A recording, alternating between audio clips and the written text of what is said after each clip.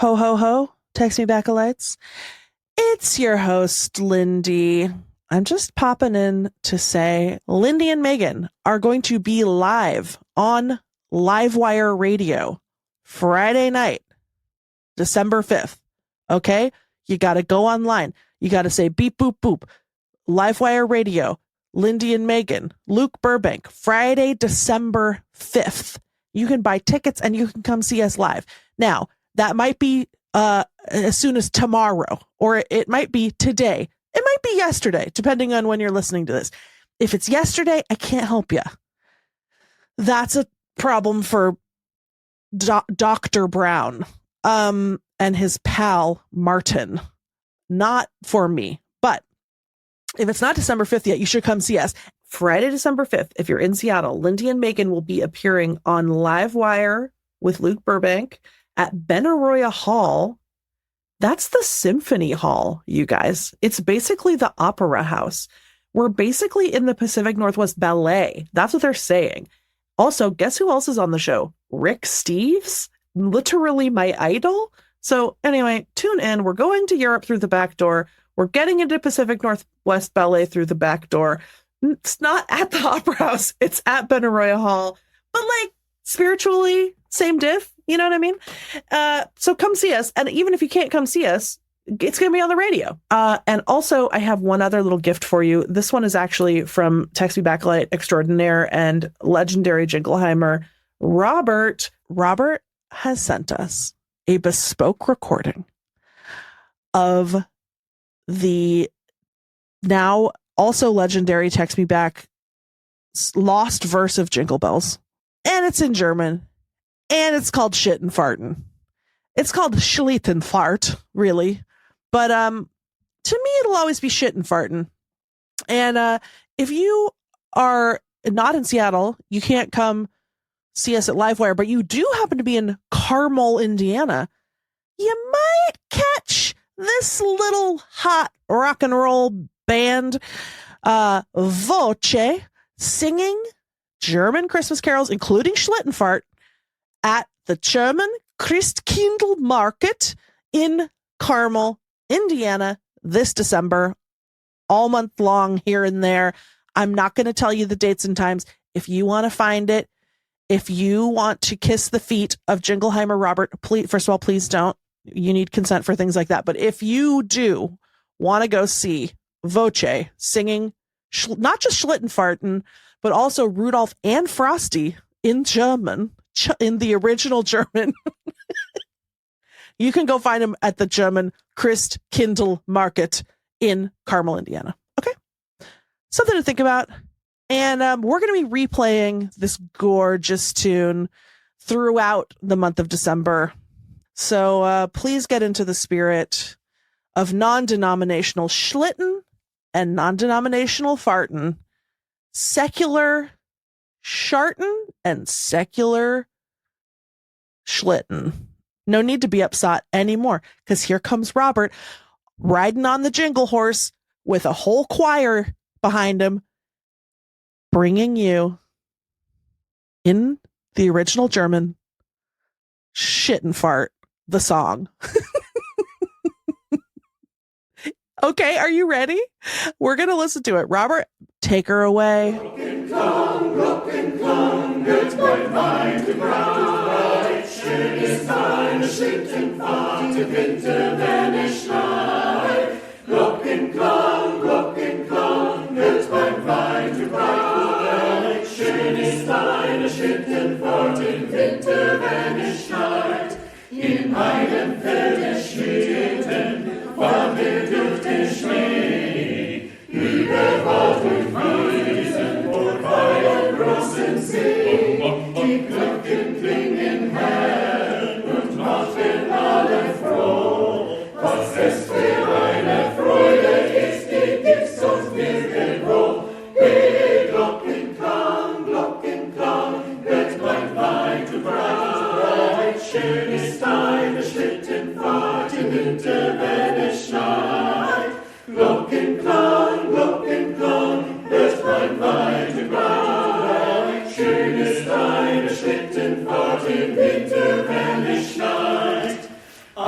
schönen Tages, das ging es los im Nu. Das kam Frau Fanny weit vorbei und setzte sich dazu. Das Pferd war dünn und mager und hatte wohl kein Glück. Der Schlitten fiel auf einmal um, was für ein Missgeschick. Hey, Glockenklang, hört beim weiten Breit. Schön ist eine Schlittenfahrt im Winter, wenn es schneit. Glockenklang, hört beim weiten Breit. Schön ist eine Schlittenfahrt im Winter, wenn es schneit. Schön im Winter, wenn es schneit. Hey!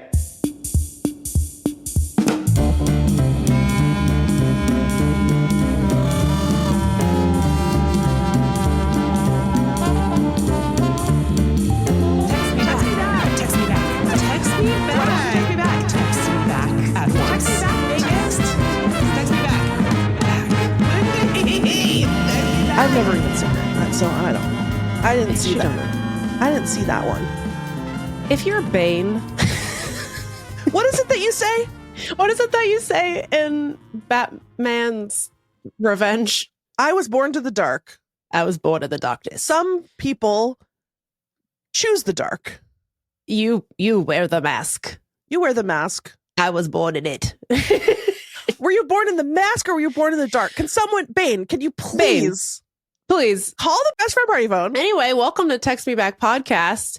In 15 minutes, we're going to find out if Lindy has COVID. She just took a COVID test and she really wanted to record it for the podcast. And I said, I do not want a video of you swabbing your nostrils. That's nasty. Yeah, you weren't nice about it. And I wasn't mean about it. I think I was perfectly neutral. I guess that's true. So that I very politely obliged and I said, you're right, don't start the tape yet. Then I start to take my COVID test. She yells at me again. Oh my God. Now I wish I had recorded it because the rewriting of history, my God, I yelled at her. She says, ew, you said you were going to turn away. And I was like, that was if I did it on the video. We're not on the video. I don't have to turn away in my own home. So that I had to turn away in my own home and I didn't even do anything. Yeah, or you could just see someone swab a nostril. It's not that big a deal. And what am I, a nurse? One of God's strongest warriors, by the way. Get out of here. My goodness. How come your microphone doesn't cover your chin and mine does cover my chin? Because I pull it down so it doesn't cover my chin. I want people to see my stunning visage. Okay, is this good? Even though I'm not wearing makeup. Remember when we were like, for YouTube algorithm purposes, we will be wearing makeup every week. And now I'm like, good thing I have these glasses. No one will ever know I'm not wearing mascara. You look really cute in those glasses.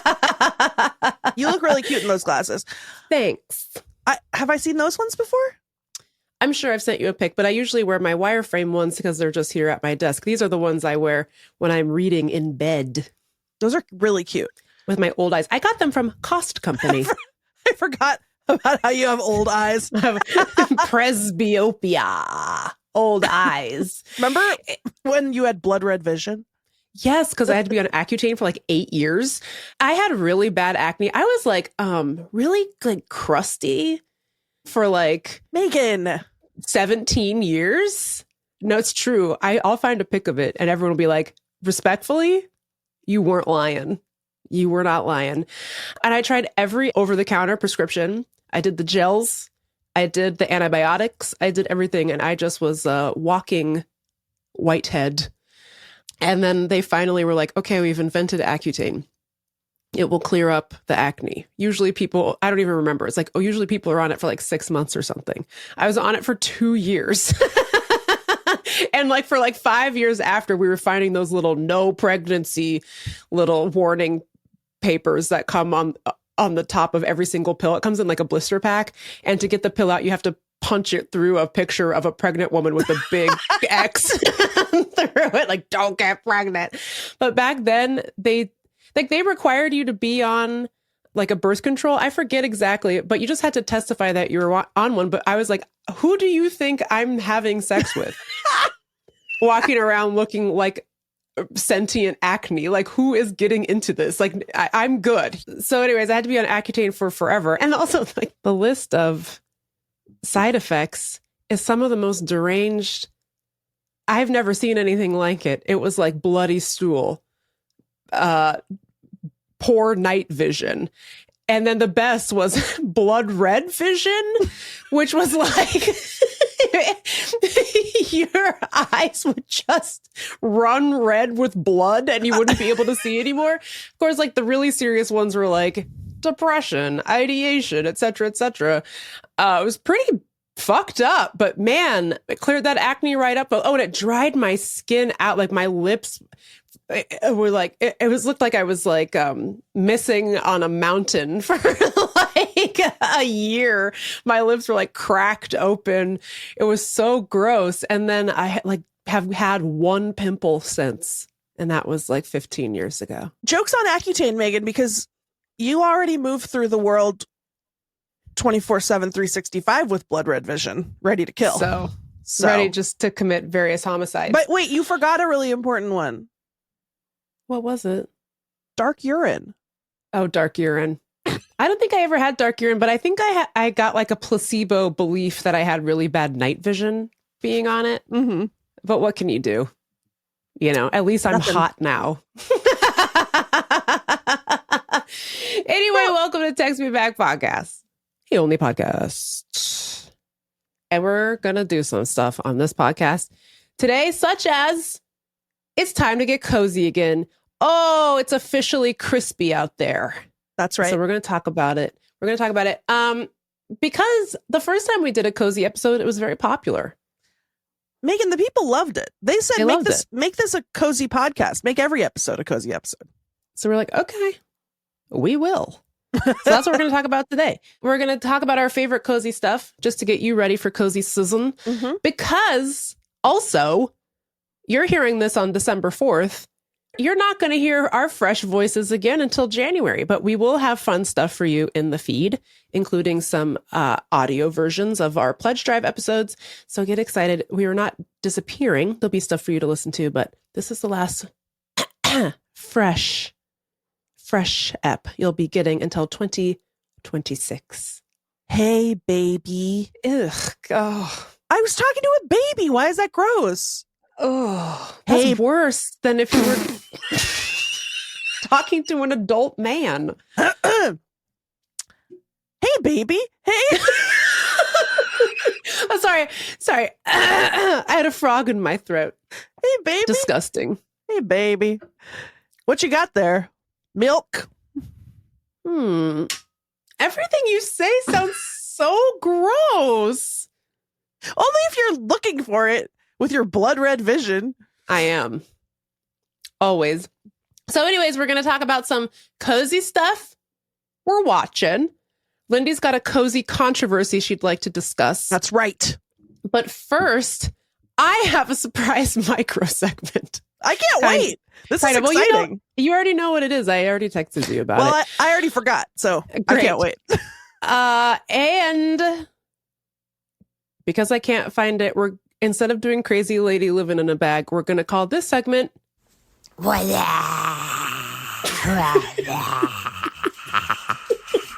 Megan, that should be the theme song for when we talk about commercials. Which I'm about to. We do that so much on this show for some reason. I know, which I'm about to. The coziest thing I can think of is to complain about something that pisses me off. So this is a segment I'm calling Megan's Mad About Commercials Again. Okay. Also, another thing about me that I'm not sure we've talked about much on this show is I have had 8 million jobs. I've been working since I was 15. And because I had to, which we could talk about a different time. But basically, the expectation was that I would make my own money. And so I've been hustling for money since I was a sophomore in high school. And so my first real job was at Pagliacci, which I think we've talked about. I was a babysitter for a while. You were slanging pie. I was slanging pie, as we say in the pizza parlance. I had an internship at a radio station. I hosted karaoke for a while. If you were harassed by the the street team of The Beat. Is that what 95.7 The Beat. I interned for the morning show, Waking Up with Bob and CJ. And Bob was a dick, but CJ was so nice and like was like a lovely, wonderful mentor to me. She was a woman, CJ, but I think she felt like she had to use her initials because she used to be in sports radio. And so, no one's going to tune in. Yeah, it's like back then, I think it was like, oh, just go by CJ. Anyway, CJ rocked, and I don't know where she is now, but CJ, if you're listening, which there is less than zero chance that you are, you were such a delight. What a legend. Should we add CJ to our list of radio mentors with Big Ron and Luke and Andrew? Beautiful to live. Yeah, and CJ. Anyway, CJ was great, but that's not what we're here to talk about. I also, for a long time, worked at the flower shop that used to be on the first floor of the parking garage across the street from the Bon Marché, or as some of you might know it, the Macy's. But now I think it's neither. Did it close? Megan, I don't know. I don't go Who could say? I don't Nobody go to downtown Seattle. Why would anyone do that?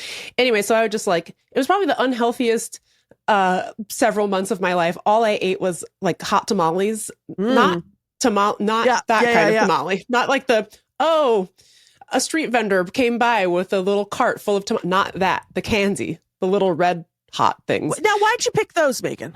They're so good. I love the taste. Hot tamales are the ones that are like Mike and Ike's, not the ones that are like little nuggets. Not like little cinnamons. Yeah. Not like actual red hots, but they're like little Mike and Ike's, but they're cinnamon. All I ate was hot tamales and bottled water. Yeah. And like walked all over downtown delivering flowers and balloons to people. And the people who owned this place were fucking crazy and rude, and was one of the first liberals I met who uttered the famous phrase, "Why don't we just buy all the homeless people a bus ticket to Miami?" And I said, "What the fuck are you talking about, Kathy?" Anyways, but as a result, I weirdly know a lot about flowers. I didn't do a lot of designing myself, but, I did some like basic stuff. Anyways, so there's this fucking commercial. It's a Google commercial trying to get you to use their AI assistant, Gemini, which is disrespectful to Geminis, as if we don't go through enough. We're like the most hated sign in all of the zodiac. And now you got a name. I think so. Everyone's like, oh, you're so two-faced. You're the worst partner. Oh, I dated a Gemini man and he hurt my feelings. I don't care. Wouldn't it be worse to be like a Taurus and no one ever talks about you? Exactly. If you're talking about me, we're doing something right. That's right. That means we're making good art. Okay. Anyway, so fucking Gemini. In this commercial, which you may have seen, people are all walking around with a vanilla soft serve ice cream cone, which I guess is supposed to represent the dreaded iPhone. Yeah. So boring. Vanilla. I've seen this commercial. Yeah. Okay. It's psychotic. Okay. Yes. Yeah. So, and then one woman breaks the mold with her Google Pixel, I guess. And she is like talking to Gemini, and she says to Gemini, what is the best pairing of flowers I could get? She's like standing in the storefront of a flower shop, and she's like holding up her phone and asking Gemini which flowers she should put together. Which, girl, have you tried looking at them and then putting them together and seeing? Megan, have you tried seeing? The way that these companies are gaslighting us into believing that we are feeble-minded, I can't. It's insane. I can't tolerate it. I can't tolerate it, Megan. Put two flowers together and see if it looks good. Jesus Christ. But that's not even the thing that pisses me off. So she says, oh, Gemini, which of these flowers would look good together? And by the way, what do you mean together? Just pick one flower and buy three of them. Yeah. What the fuck? Anyway, so fucking Google Gemini responds to her and says, pick the alliums and the hydrangeas. What are you talking about? Are you insane? So just in case you're not aware of this, first of all, allium, member of the onion family, FYI, but the alliums that they sell in flower shops are usually the ones that are the big purple. They look like fireworks, like the big purple bursts. Hydrangeas are also voluminous white flowers. Why would you get 2 bulbous circular flowers and slam-a-jam them in one vase? That's crazy. Google Gemini, what are you talking about? This AI assistant has betrayed this woman's own eyes, has betrayed her emotionally, and has betrayed all of the bounds of good taste. And they have the audacity to sit there and say, we can handle floral arrangements for you? Are you insane? What is it for? What is it for? It can't do anything. And the only reason anyone is using it for anything is because we're being bombarded with propaganda. Have you heard of proportions? Also, and I'm so sorry, but you're at a flower shop.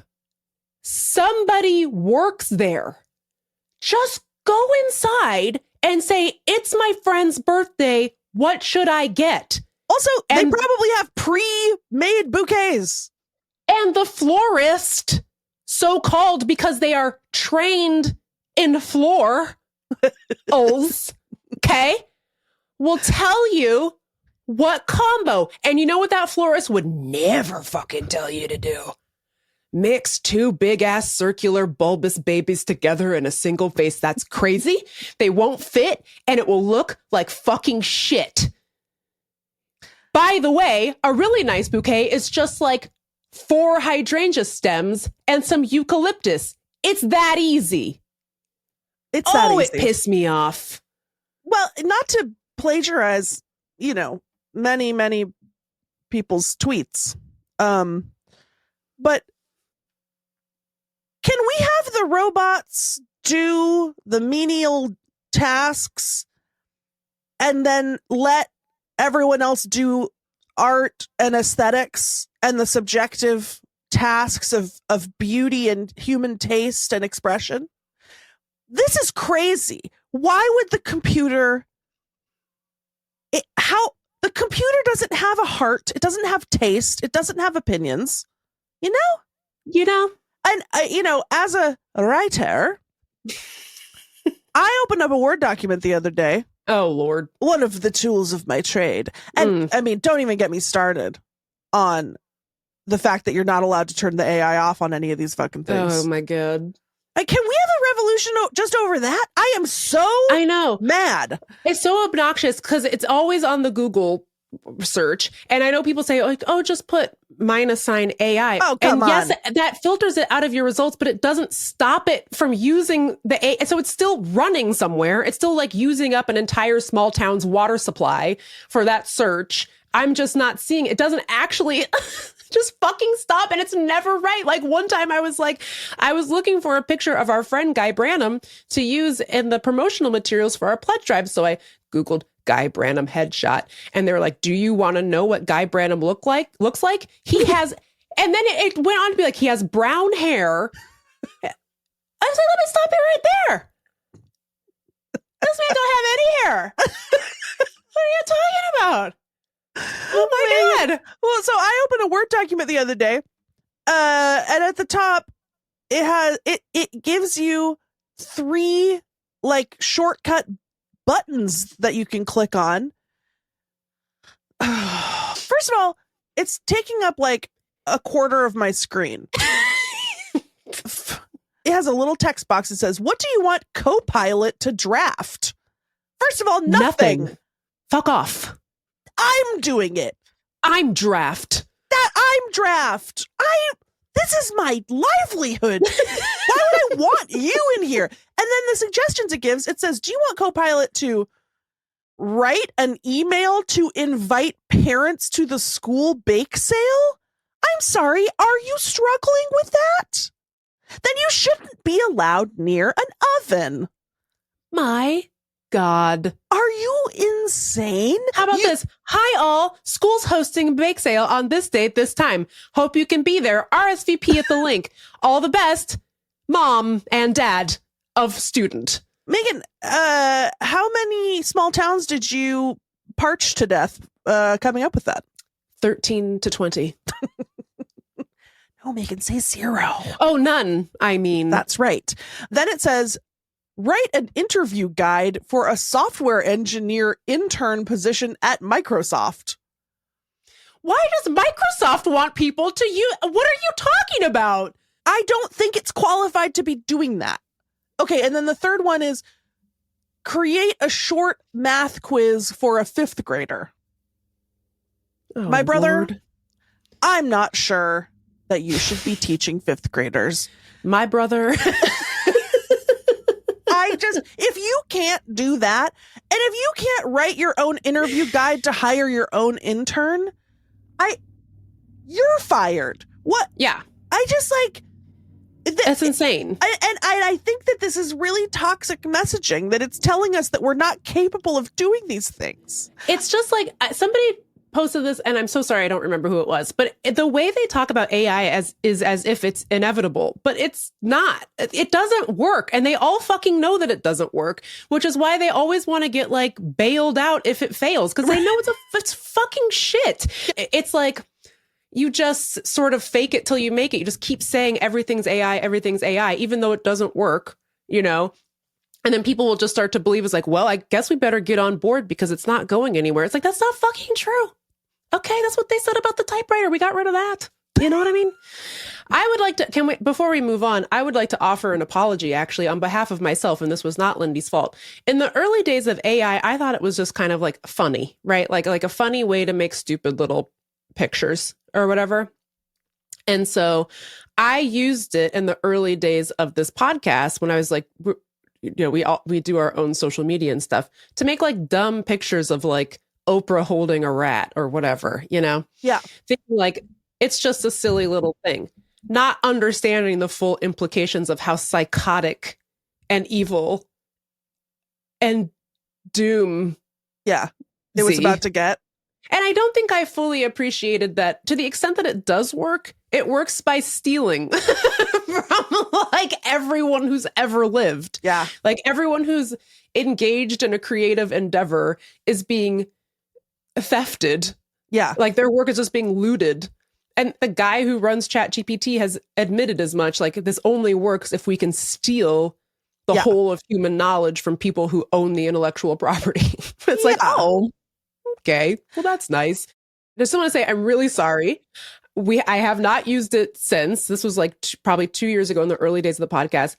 It's evil and it stinks, and there really is no value in it at all, you know? Yeah, and you're not allowed to just steal everyone's intellectual property. Mm-hmm. So it feels like there are mechanisms by which we could say no thank you. And Pass. yet it's just infiltrating every aspect of life. And it does to reiterate, it does a bad job. And you know what? Yeah. They keep saying, you know what they keep saying, Meagan? And then we'll move on to being cozy. They keep saying, well, it's exponentially more sophisticated every second. It's improving on itself. And it's like, they keep saying that. And yet you can clock it in a second. I know. I like always. I'm going to say always. Like sometimes something will slip by you, but then if someone is like, is that AI? And then you look at it again, you're like, oh yeah. You know? Yeah, that one company, I think it's called Sora or whatever it is. That company is freaky to me because one of those did get me. Yeah. And I was like, and I think of myself as being pretty savvy identifying what is and isn't AI. You can almost always tell because everything always looks like piss. And also the writing. Also, you can tell when it was written by AI. Yes. But like the images and videos always has what they call the piss filter. It's always like kind of yellow. It just doesn't look right. And you can almost always tell. But there's like one of like an old lady in Alaska feeding a grizzly bear on her deck that for whatever reason, it just struck me as pretty plausible that an old person in Alaska would be doing something like that. And it got me. And I was so pissed off because now it's like, I'm so sorry, but what is the value of making everyone question? I mean, I know what the value is, but like you invented something that makes me question every single video I watch now and question whether or not it really happened.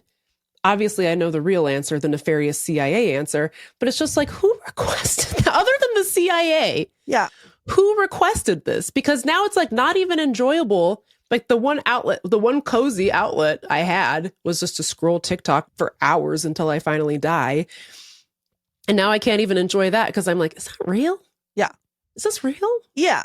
I don't mean that you can always tell visually. I just mean if something's too good to be true, if you're like, wow, I can't believe I'm seeing this. Yeah. And that's why the ones that get you are things that are the closest to being plausible. I mean, except if you're me, I don't mean like, oh, I'm exceptional, but like one thing that's a tip off for me, I spend a lot of time watching like, videos of scary fish or whatever. Yeah. Or like videos of a guy on a paddleboard getting too close to an orca, whatever. Yeah. And you see the same ones, you see the same one. There's limited supply. All of a sudden I'm seeing 5 new exciting no chance. Fish videos. Yeah. I would know. I don't think so. I kind of feel the same way where the biggest tip off, at least right now, and I'm sure that the trends will move on away from this now that everyone's able to figure it out, but any sort of ring camera footage or exterior home security footage, all of it is AI slop because it's the quality of those cameras in real life is low enough that it's pretty easy to fake. Yeah. It's like easy for the AI slop robot to learn the tricks of the surveillance cameras, or especially like a night vision one, just dismissing it out of hand as AI slop, even if it's not. I'm not going to get tricked. Not today. Okay, Yeah. You know what I'm saying? Mm-hmm. And that, but that said, like, yeah, we can sit here all smug and be like, I can always tell you can't trick me, whatever. I'm smart.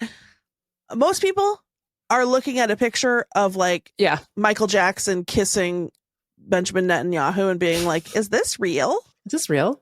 So I never mind. Like I have, even before AI, I have an unnamed relative who multiple times posted on Facebook a picture of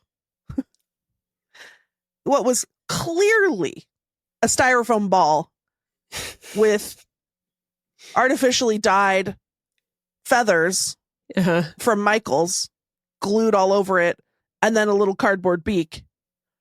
And then he wrote, "Nature is amazing." Oh, he thought that was a real bird. So what are we going to do? We love to look back on humans of history and mock them for their simple minds. Like, I can't believe those people thought the train was going to come out of the movie screen. What a bunch of fucking idiots. And meanwhile, we're like, nature's amazing. So like, oh no, we got no chance. No, we've been stupid this whole time. Anyway, we're going to take a break. When we come back, we're going to get cozy with it. After the break, we'll find out, does Lindy have COVID? Stay tuned.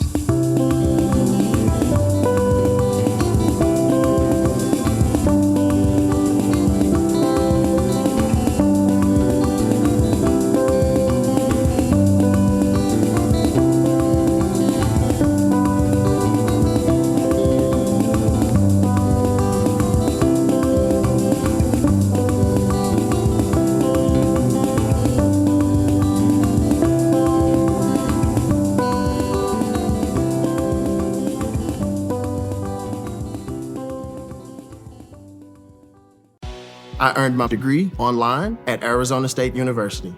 I chose to get my degree at ASU because I knew that I'd get a quality education, they were recognized for excellence, and that I would be prepared for the workforce upon graduating.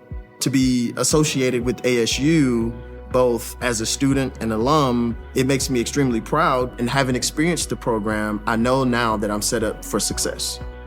Learn more at asuonline.asu.edu. Okay, we're back. Lindy, don't keep them in suspense any longer. Ooh, I don't know if you can see. I don't know if you can see. I don't know if you can see. No line. Ha COVID free, baby. Here. COVID free. Because I'd taken that hydrochloroquine, Megan. Yeah, just injecting the bleach directly into your eyeballs, which I think is smart. Lindy, Let's get cozy. Let's get You ready? cozy, please. I am so time. ready. I took a nice crisp walk this morning. The leaves were crunchy. Kevin was being evil. It was beautiful out there. And so when we came back in, I was like, it's time to get in floor bed. So incredible, so cozy. But I feel like there's a cozy controversy brewing in your mind. Should we talk about it? Cozy debate. That's right, Meagan.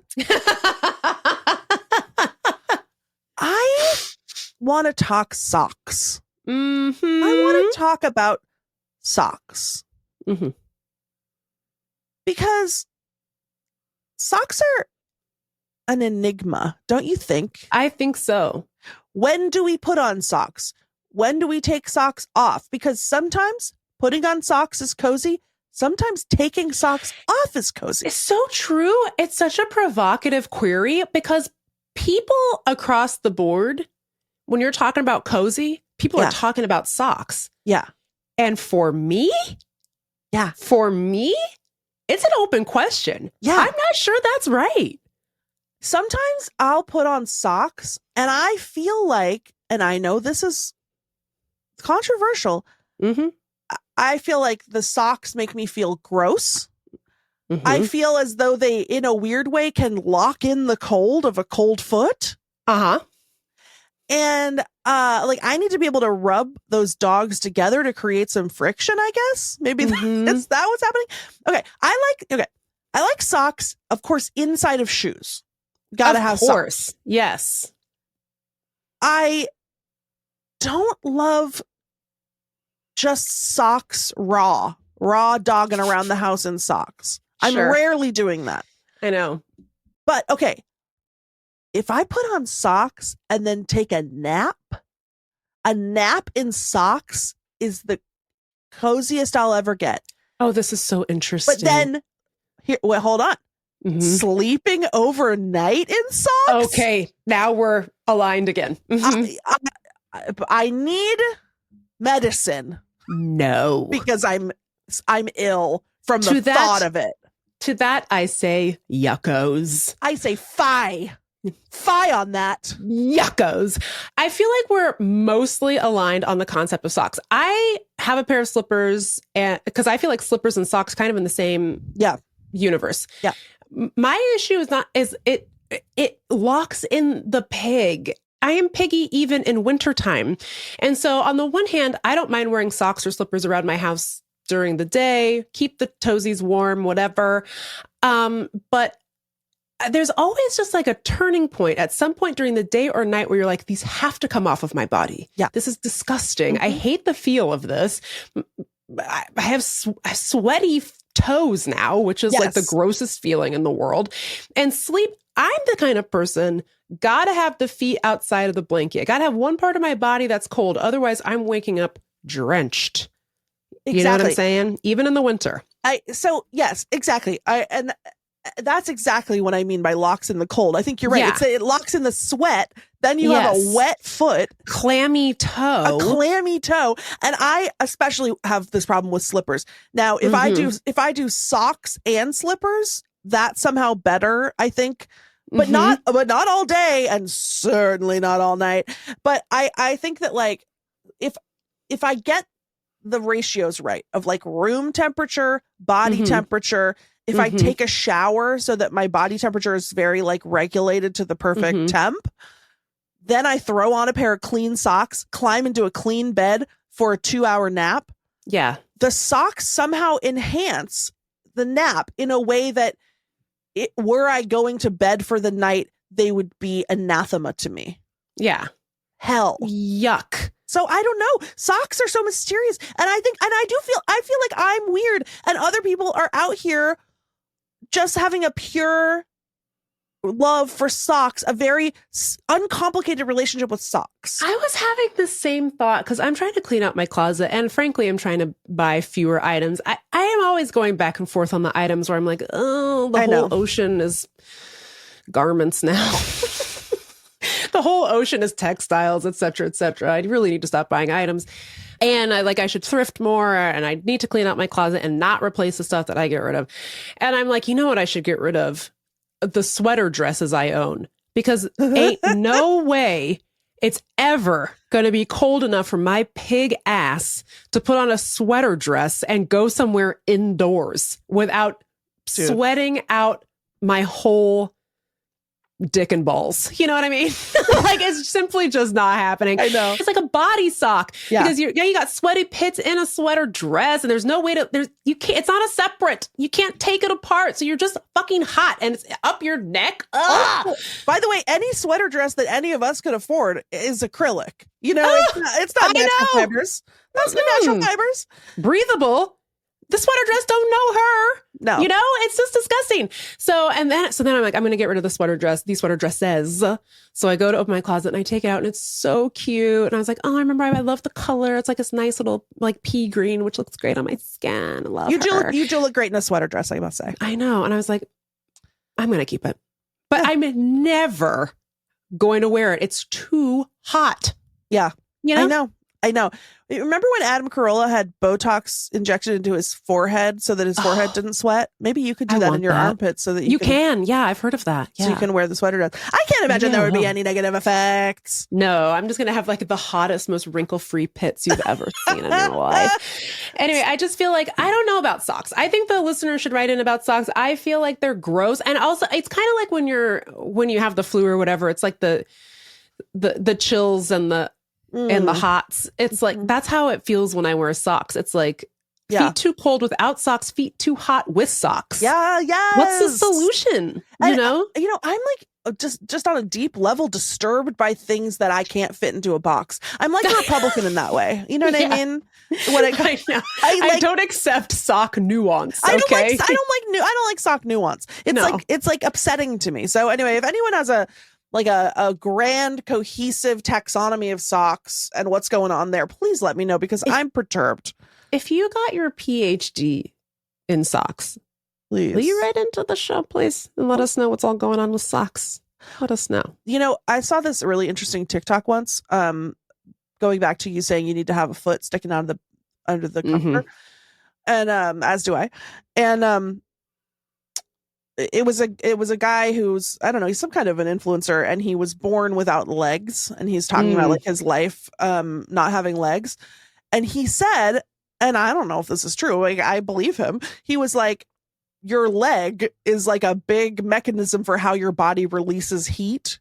Oh my God. And so that's why it's a relief when you're sleeping and you're hot and you stick one leg out from the comforter. Ugh. And he was like, I'm always hot because I don't have legs. And I was like, what? I never thought about that, but it makes sense. I think it makes sense. Anyway. God.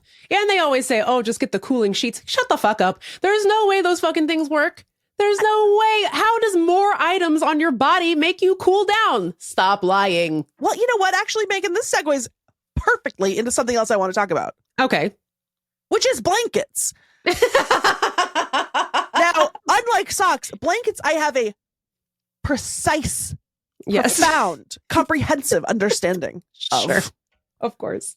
And everyone else in the world who was not raised by a mountaineering Norwegian mother, I think. Too bad for you. Too bad for you, because I think that you are not understanding the mechanics of coziness when it comes to your bedding. Yeah. And when I hear cooling sheets, all I hear is synthetic. Something synthetic. Get it away from me. Maybe it has some weird, creepy thing where it feels wet or whatever.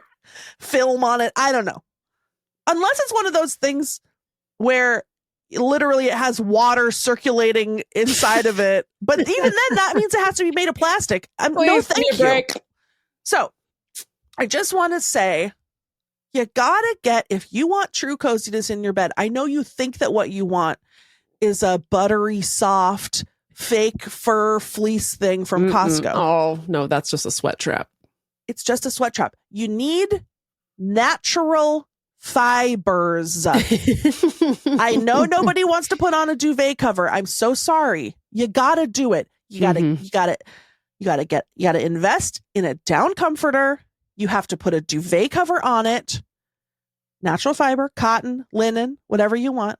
You need, for the colder months, you got to get a wool blanket. Oh, it's itchy. You put it on top of the down comforter. It's trapping the heat in. You know who knows how to stay warm in the winter? Animals. Correct. Okay.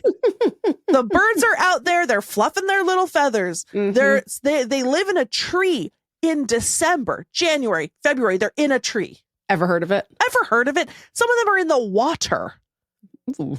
Yeah. And those are really the feathers that you're going to want in your down comforter. And we think we're so special doing our little annual polar plunge. Okay. Get a grip. Oh, humans, polar plunging. Duck, Nice try. Nailed it. I'm just saying, like, you got to invest in natural fibers. Please, I'm begging you.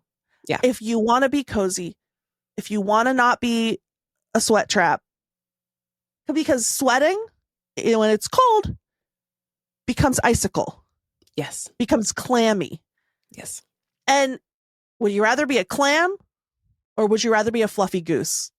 I think I know the answer. Really hard to say, but I think I have my answer. So, yeah, I feel like it's a lazy man's bed to buy. Now we're talking. To buy a blanket that doesn't require a duvet cover. You're never going to get the warmth and coziness that you desire. I know. It's so true. Let us know what you think about it. 703-829-0003. Email us at deartextmeback@gmail.com. What is your routine? And are you sweaty? Especially if you're sweaty. And if I'm wrong about cooling sheets, which I'm not, whatever, I'd be willing to hear from you about it. And I'm sure you will tell me. One thing the Text Me Backalites have never shied away from, writing in to let me know they think I'm wrong about something. Looking forward. And we cherish you. And we cherish it. Next up on the cozy docket, what is our coziest watch currently? Shall I commence or would you like to commence? No, you're doing it. I don't have anything. Oh, I'm doing it. I'm watching the same stuff.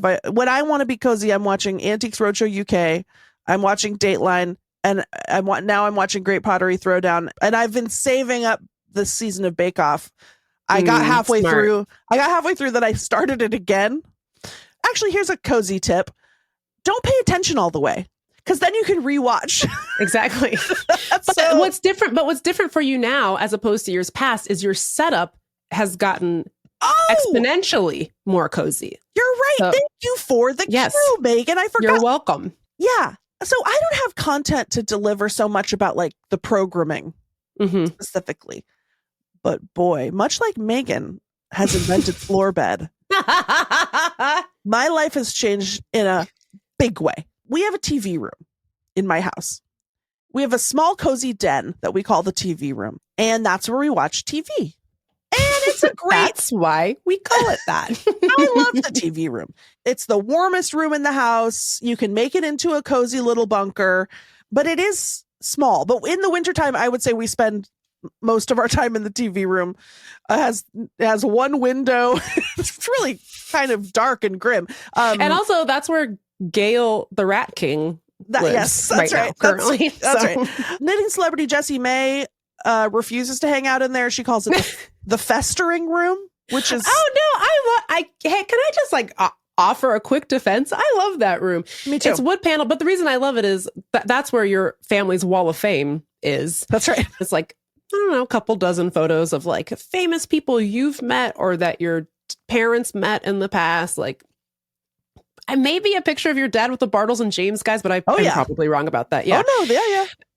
And so I love this one. And a great picture of Lindy, like this is probably from like 1983 or something. And you're in a high chair and your mom and dad, and I think a couple other members of your family are sitting around a table, and you're turned back towards the camera, and they added a little speech bubble to you that says, "Innkeeper, more wine," which is my all-time favorite. I am on the Wall of Fame. Of course. It's like us meeting Conan. And then, of course, since like Ahab and Roy have moved in, they are now on the Wall of Fame too. So it's a beautiful living document of your family's hits. And so I love being in that room because I can't get enough of the pics. They make me laugh every time. There's some funny stuff in there. There's some good stuff on the West Family Hall of Fame. You know, and a lot of important things have happened in the festering room. I was in the festering room with friend of the show, Leah, when it came on the TV that Princess Diana died. Really? Yeah. And then I remember we came out to tell the grown-ups and they didn't believe us. Of all of the pranks, why would you? And we were like, I don't know. They interrupted cartoons to say that Princess Diana died. So I'm just letting you know what I heard. But yeah, so it's a beautiful, important room, very dear to my heart. However, now we have 3 people living here with 3 very different tastes. Roya would like to be watching art films. Aha Mayfile would like to be watching basketball, and I would like to be watching Video Time games. Team. And I would like to be playing my video games. I would like to be playing a game on my Switch while half watching Time Team Exactly. on the TV so that I can rewatch it again later and still be surprised by the quick diversion. On Time Team, they're constantly digging up like a little piece of shit that looks like I know that looks like it looks like a rock, and they're like, this this is obviously Roman stoneware. What are you talking about? This proves they were using tools. Who was using what tool? That's poop. That's doo-doo, baby. What are you talking about? And like, it really, like, I would love to be an archaeologist and go dig up treasures, so but you're not digging up treasures. You're digging up little pieces of poop. You're digging up dookie. And then I assume you have to go calling to it a spoon. You go to school for 20 years to be able to like discern the tiniest marks on the dookie spoon that it looks like a glob of rock with poop on it. Not the dookie spoon. And then you're like, this is a Bronze Age dagger. Is what? What on earth are you talking about? Anyways, so we have like conflict. There's just a lot going on in this house, and I had the most genius idea. We have this other big living room. Mm-hmm. That's the old part of the house. It's beautiful. It's all these giant windows that look out at the water. It's made of logs. It's just a stunning room.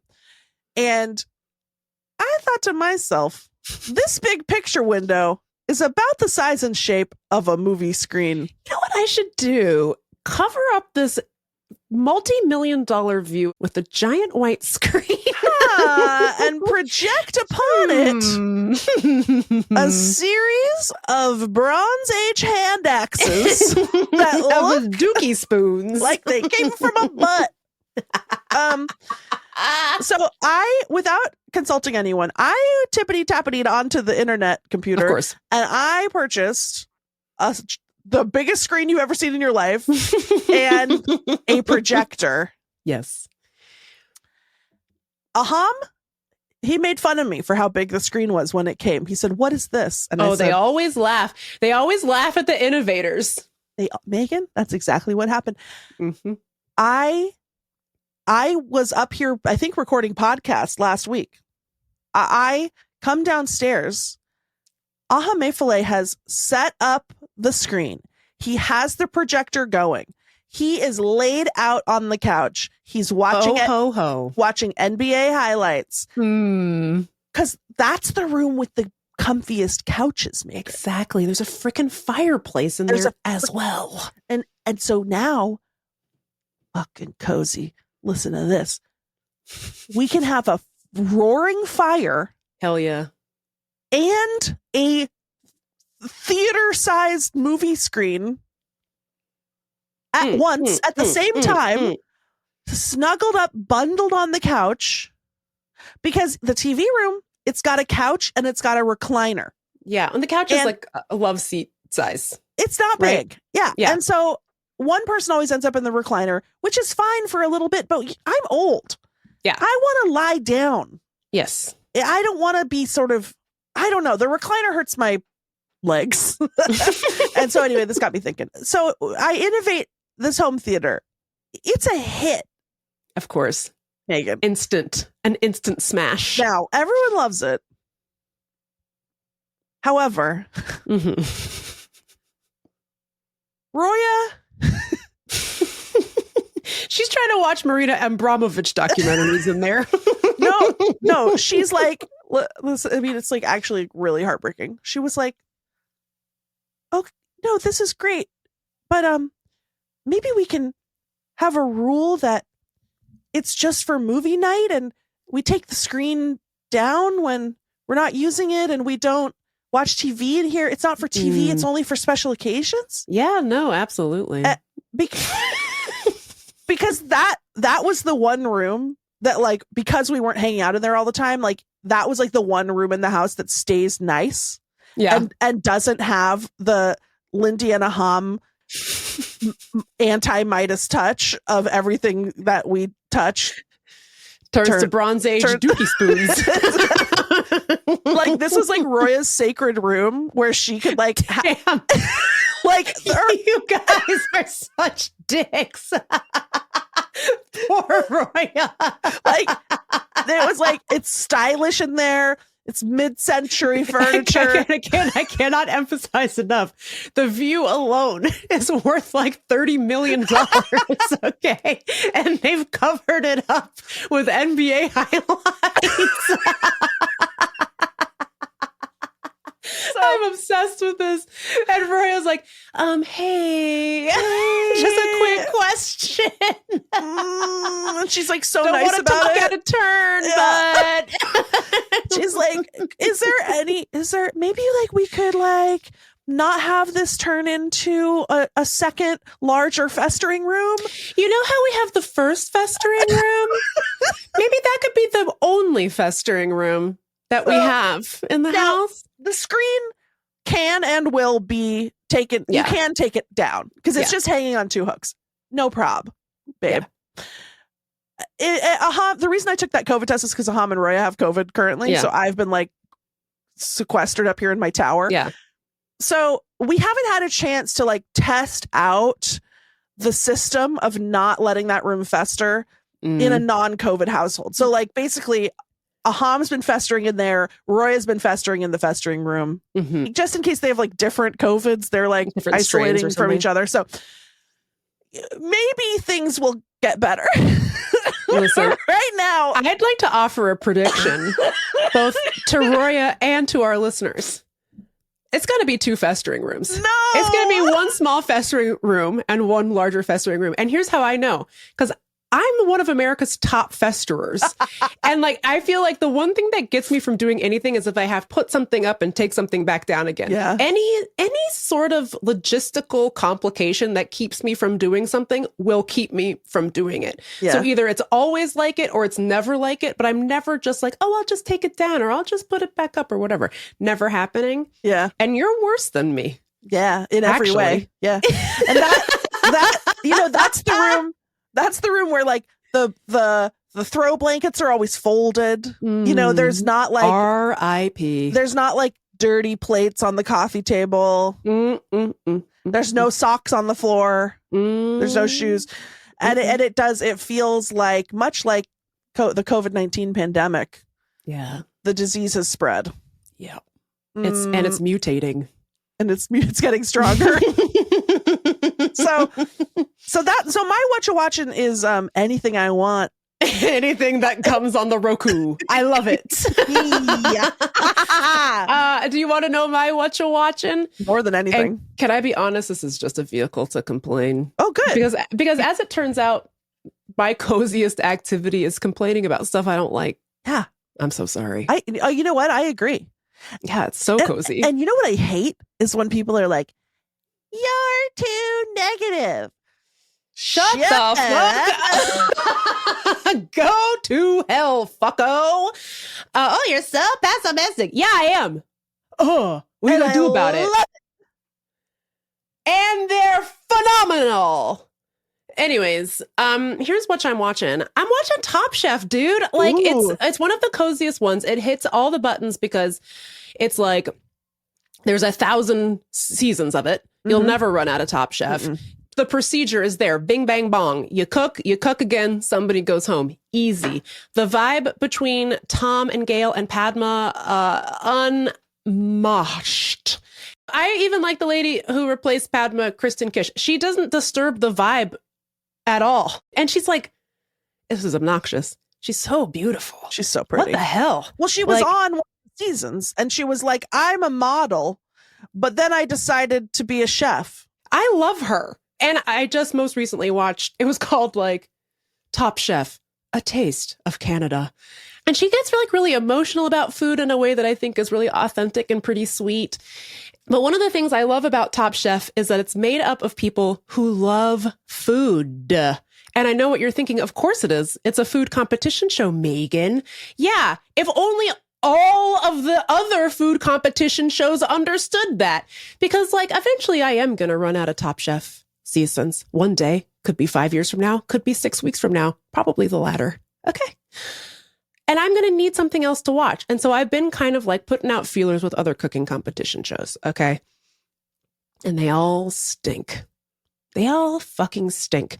And I started watching this show on Netflix. It's called Next Gen Chef, which is the stupidest name of a show I could think of. And then I felt bad for thinking that. And I was like, oh, like I could do better than Next Gen Chef, which, by the way, the conceit of this show, the premise, if you will, is that it's like young chefs, like people in their 20s, like really young. Some of them are like 21 or 22 or something, just getting their start in the industry. And they go compete at the Culinary Institute of America, or the CIA, question mark. Eyeball monocle emoji. And then they compete but they're still like kind of learning. So like the mentors and the chefs who teach at CIA are like, don't do that. Or maybe think about this, etc. Whatever. Yeah. And it's hosted by some lady whose name I don't remember, who I'm pretty sure I know from Guys Grocery Games, but I don't remember. She's Okay. Southern. Some lady who I only know from the tabloids for being in the tabloids. Sure. And her name is goddamn Olivia Culpo.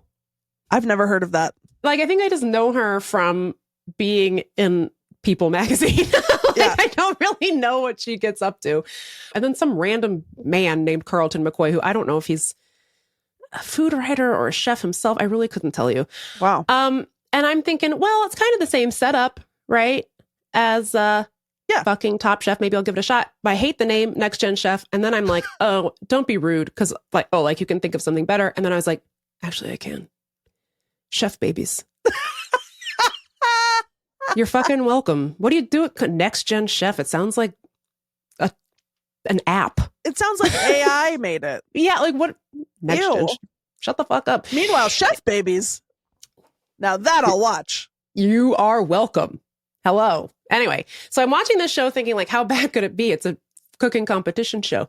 I don't think anybody on this show likes food. Yeah. Okay, like Kelsey is pissed off all the time. The man is low-key mean-spirited. And by the way, I don't think I've watched a lot of Top Chef. I have never gotten the sense from Tom and Padma and Gail that they hate the contestants. Yeah. You know what I mean? Like they might not like the food, but I don't. And please correct me if I'm wrong, because I'm still going through my Top Chef journey. There's a bunch of seasons I haven't watched, but I don't recall a time where they were like, you should be ashamed of yourself. Whereas these three are like, a low key kind of like, you should be ashamed. Like, this is disgusting. And like, everything reflects poorly on you as a person. It's like, oh, what? This guy man is like 21. Get off his ass. Yeah. Anyway, but here's the top crime that Next Gen Chef commits.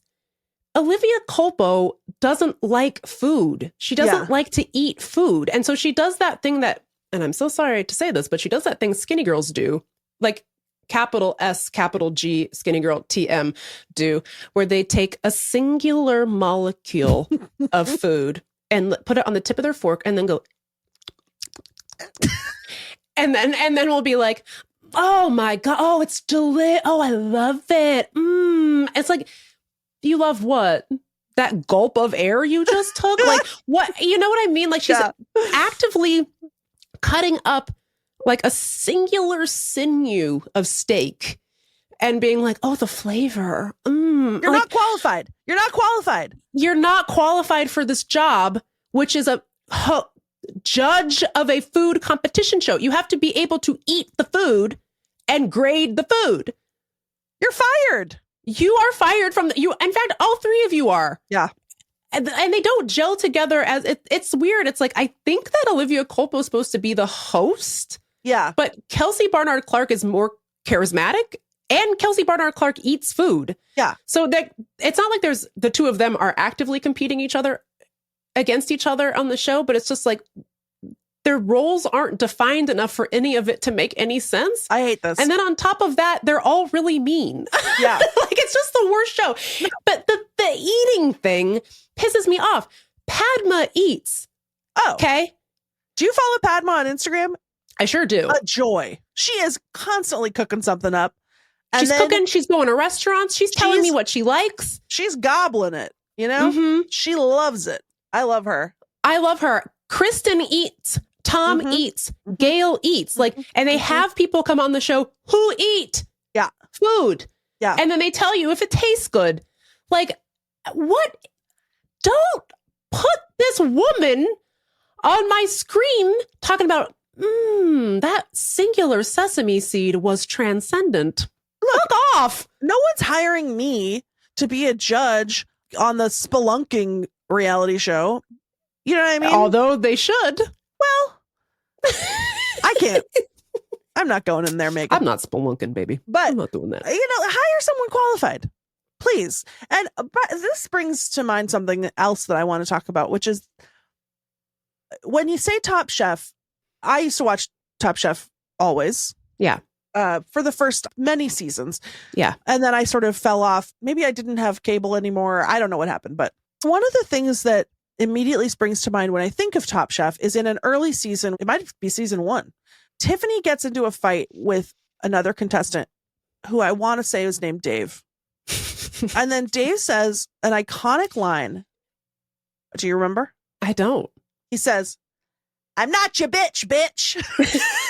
I also didn't bash you. You've been bashing me the last 24 hours. Don't touch that. Don't touch that. Don't touch that. It's like, When did I ever say that tonight? every time. I'm not your bitch, bitch.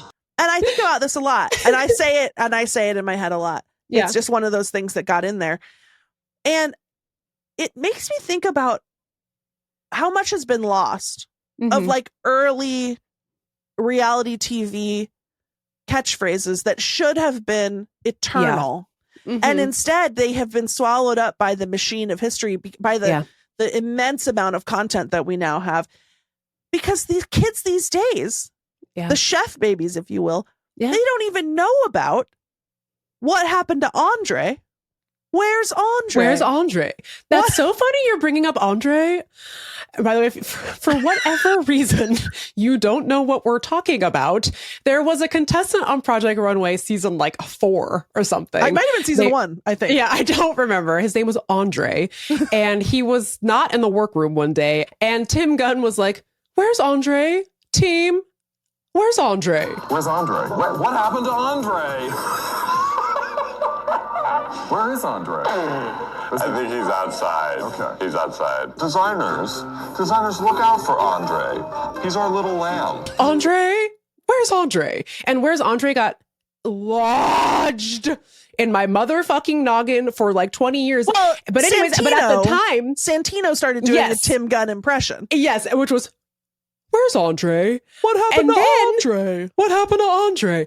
And then here's the best part. I was working, speaking of having a million jobs, I was working at Urban Outfitters. Who should walk in one day but Andre? No. And I said, "Hello?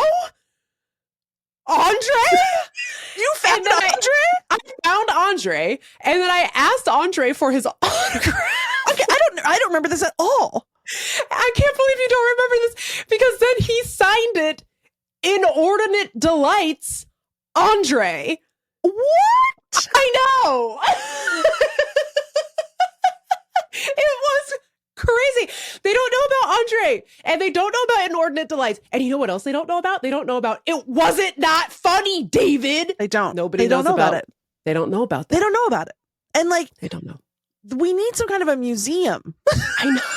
We really do. Right? We really do. Ugh. So my cozy watch is going to be Top Chef. If you're watching any cooking competition shows that don't suck ass, will you let me know what they are? I mean, like I do watch a lot of Food Network. I love Guys Grocery Games, obviously, but like Alex versus America is like not that much fun to watch because Alex always wins. As much I love Alex, so I'll keep watching it. But I obviously, as we've established, hate Beat Bobby Flay.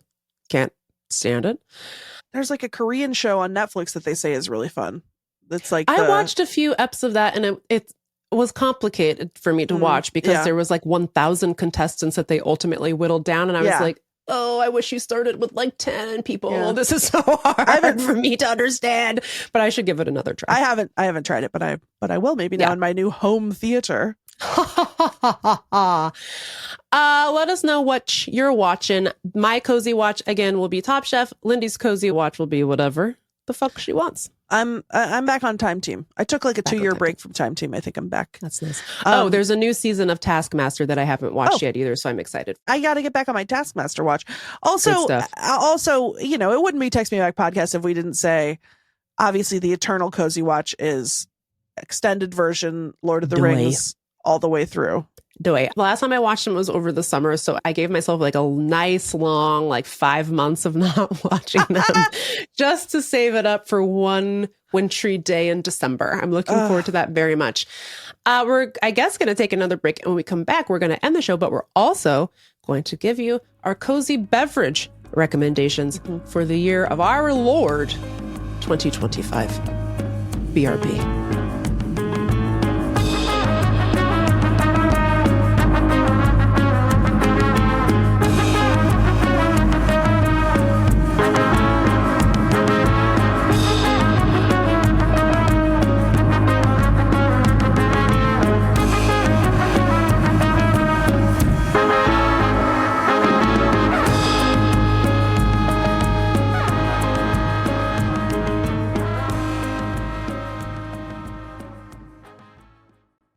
Well, we've done it again. This was it was a kind of a hostile, cozy episode. Yeah, there was a lot of debating. We've got some spice in our tank. A little bit of nutmeg in the nog. Yeah, but that's fine. Speaking of nog, shall we talk about our cozy beverages? Yep. By the way, so I have one, but much like Lord of the Rings is a perennial cozy rewatch. The answer to this question is always going to be Pennsylvania Dutch alcoholic eggnog. A single glass, otherwise you'll die. There's really nothing that can take its place, but I thought I would offer... Can you shut up? I thought I would offer a non-alcoholic alternative which hits so good on those cozy days, which is... Martinelli's sparkling cider, which you can get at the freaking Cost Company, by the way. You can get them in 3 packs. By the way, they also sell an apple grape version, which sounds like not that great, but it actually is very good. Oh, they're all good. They're all good. Not as good as the classic, but still still hits if that's for whatever reason, that's all you can find. So good. Oh, Megan, this is such a good suggestion. Dude, one of the finest moments of my life is my brother-in-law who moved here from Nigeria. We were doing some family holiday, perhaps Christmas. I texted him and I was like, hey, could you bring the Martinellis? And he was like, I don't know what that is. Never heard of it. And I was like, well, get ready. Get ready for your life to change. On to your butts. And he was so skeptical. He was like, I'm not gonna like this, whatever. I was like, and I was like, hey, I need you to understand that we got a big family here. We got lots of kids around. You gotta bring the bottles. You gotta bring a lot of Martinellis. Okay. And he was like, why? This is so stupid. Why do we need this? Who's going to drink all of this? What do you mean? Always laugh at the innovators. Yeah.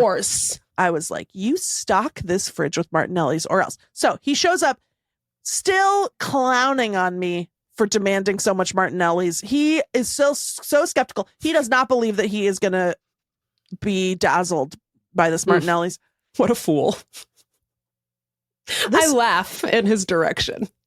This man takes one sip of this nectar. Oh boy. next holiday, I don't even have to say anything. He shows up with a case of Martinelli's. And now every event, he's the Martinelli's fairy. He is bringing a truckload of Martinelli's. He's glugging it out of the bottle. So satisfying. To get to introduce someone to Martinelli's. It's beautiful to me. It's beautiful and then to me. to have them embrace it with so much gusto. I fucking love Martinelli's. I don't know what they do to it. What apple is it made out of? I don't know. But it is crazy what goes on inside a bottle of Martinelli's, man. Yeah. Crazy. Yeah.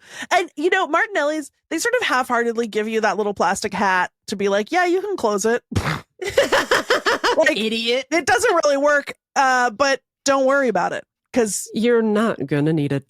You're going to finish the bottle. Okay, I think you're going to like what you see. Megan, that is such a good one. That is so good. Such a good one. Martinelli stock going up. Yeah, and you know what? I love, obviously, the sparklers are king, but those little apple bombs too, the still. I almost mentioned those, but then I was like, oh, there's no time. But I'm so glad you brought it up. Oh, mama. They go just as hard. By the way, speaking of Pagliacci used to sell those, and they're in these little glass jars that are shaped like little apples, and they're not sparkling, but they're still. And what did they do inside those little apple jars? It's so good. So good. I'd like to meet this Martinelli. Who is he? Or she? Or I guess. If you're Mr. and or Mrs. Martinelli, my God, call the party phone right fucking now. I need to talk to you. 703-829-0003. I will give out my personal cell phone number. You know, like eat the rich, etc. I can't think of any like heiress or heir to a fortune that I would be impressed by. Like if I started dating someone and then I found out that they were heir to a corporate fortune, except Martinelli's. Like you go on a date with the guy whose name is like Joseph M.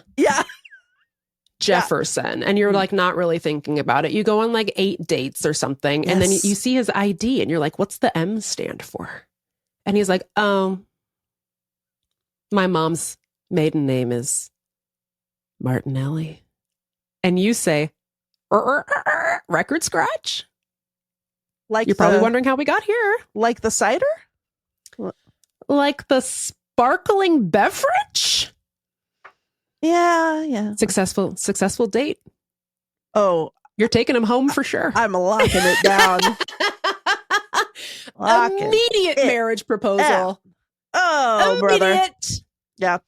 So that is such a good one. If you're the hot heir of the Martinelli's fortune, I will end my marriage for you. We should write a Hallmark movie.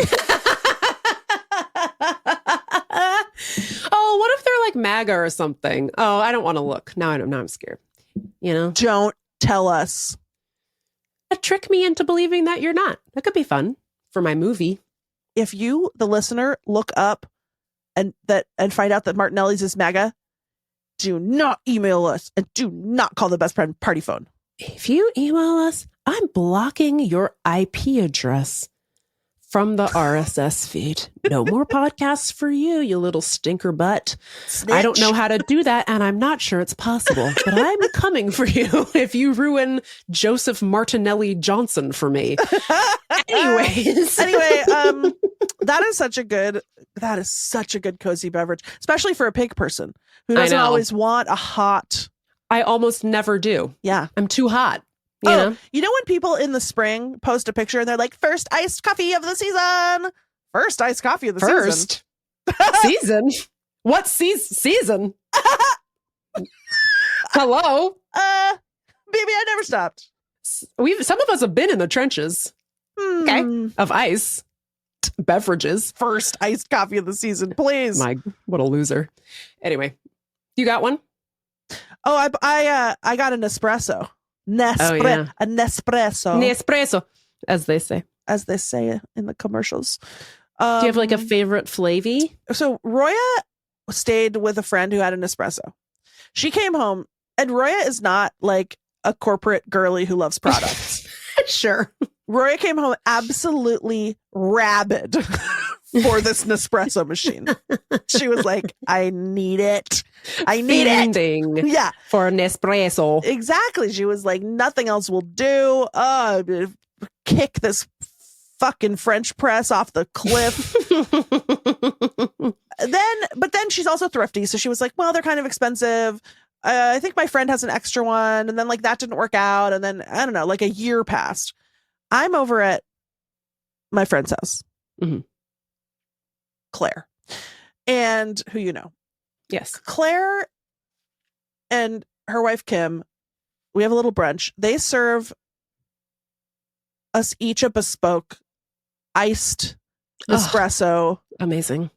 with like creamer. Like they had all the stuff, all kinds of accoutrement. And I'm like, this is delicious. Yum, yum, yum. I'm enjoying my Nespresso. I say to Kim, Roya wants an espresso so bad. Kim goes, oh, we have two. Do you want our old one? Absolutely, I do. I said, absolutely, I do. Oh my God. Absolutely, I do. It's a cozy miracle. Megan, literally. Claire moved back here. They lived in New York. Kim had to stay in New York for work, whatever. When Kim was out here visiting, she was like, I can't live without Nespresso, because that's what happens when you get one, I guess. Absolutely. So then she bought a second one so that they had one in New York and also here. And then Kim ultimately moved here. Now they got two Nespressos. She gives me this Nespresso. I offered Due Nespresso, I believe is what they say. Yeah. Abbondanza. Attenzione! Nespresso pa due Nespresso. So anyway, I offered to pay her. She said, no. She said, basta. She said no. So I take this Nespresso machine home. I've long been opposed to these wasteful pod based. Like the K cups are all plastic, I think. Yeah. The Nespresso, I think they're made of aluminum, which is recyclable. Yeah. However, they're full of coffee grounds. So I can't, without cutting open each pod and doing like a surgery, basically you can recycle them, but you have to mail them back to the Nespresso Corporation or live in a big enough city that has a Nespresso pod recycling. So I order like $100 worth of these pods. And I'm like, maybe the Nespresso will be like a special occasion thing, because this is crazy. You're essentially ordering each cup of coffee individually that you're going to drink, for the next month. Whoops. And like, but then we get the pods. First of all, it's so fun. Yeah. Because there's like 100 different kinds. Yeah. Different roasts, different flavors, different sizes. You can do a whole cup of coffee. You can do just one shot of espresso. You can do a double. They have decaf. They have flavored decaf. The flavors are so good. They have this hazelnut that doesn't taste like International Delights hazelnut creamer, sort of like candy nut, which I love. It tastes like a real nut, Megan. It's crazy. That's crazy. It's crazy. It tastes like a real nut. It's so good. The vanilla is so good. Finally, me as a person who's, I really don't think that caffeine agrees with me. I have a cornucopia of decaf options. Yeah. Megan. Yeah. Amazing. And I can make myself one perfect cup of decaf at any time. So anyway, basically, the household has been plunged into deep into the cult of Nespresso. We've already had to reorder pods. I've spent another $100 on pods. I got the recycling bags. I'm going to mail the pods back to Penelope Cruz. And George Clooney. Clooney. And I know this is rationalization to some extent, but sure. Doesn't matter. It's fine. I'm not the problem. You know what I mean? Yeah. Like with the climate or whatever. Yeah, it's mostly Jeff Bezos. It's mostly Jeff Bezos. So, and Elon and whatever. Take it up with him. I am trying to get by. I'm trying to get through day to day. And you know what helps? Nespresso. A little Nespresso. I went nuts. I went to the grocery store. I said, give me the cold foam. I don't know. Yes. Let's do it. I love Let's the cold do it. foam. Also, Nespresso doesn't come out super hot from the machine because it heats it so fast. I have no idea how it even works. But so it's ideal for making a pig person's winter iced coffee because it's not like you got a boiling hot percolator pot or whatever. Yeah. It's a good product. I'm sorry to say. Nice. By the way, Nespresso did not pay for this. Frankly, neither did Martinelli's. So that's how you know this is a legit recommendation. Okay, this is not hashtag SpawnCon. But we would sell out. We would. Oh, absolutely, I would. For Martinelli's? Richard Nespresso, if you're listening. Anyway, this is the end of the show now. We hope that you're feeling cozy. We hope you're feeling ready to be cozy. Hopefully any of this has inspired you to make some cozy adjustments in your life. I'm sorry I yelled about how everyone has to have a duvet cover. That was hostile of me. If you're cozy in your plastic blanket, okay. Wow. You've been sitting with that for the last 45 minutes? No, not really. I don't know. Okay. Anyway, let us know how you're getting cozy. We'd love to hear from you. 703-829-0003. Joe Martinelli, really looking forward to hearing from you. Richard Nespresso, you as well. I will blow up my life for either of you. 1,000%. Don't even care what you look like. You don't even have to be hot. No. Or in my age range. I don't care. Remember when Anna Nicole didn't get the money? Yeah, what the fuck? He obviously loved her. He loved her. My God. Yeah, the Supreme Court was somehow involved in all that. So that's how you know it sucks.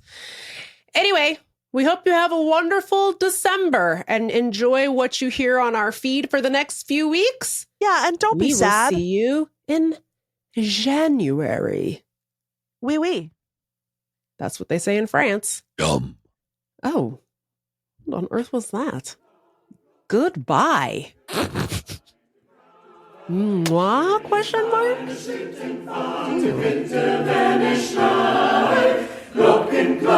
Glockenklang, hält beim Wein zu breit. Schön ist deine Schlittenfahrt im Winter, wenn es schneit. In meinem Feld der Schlitten fahren wir durch den Schnee. Über Wald und Wiesen und bei dem großen See. Die Glocken klingen hell und machen alle froh. Was es für eine Freude ist, die gibt's uns nirgendwo. Hey, Glockenklang, hört mein weit und breit. Schön ist deine Schlittenfahrt im Winter, wenn es schneit. Glockenklang, hört mein weit und breit. Schön ist deine Schlittenfahrt im Winter, wenn es schneit. Eines schönen Tages, das ging es los im Nu. Das kam Frau Fanny breit vorbei und setzte sich dazu. Das Pferd war dünn und mager und hatte wohl kein Glück. Der Schlitten fiel auf einmal was für ein Missgeschick.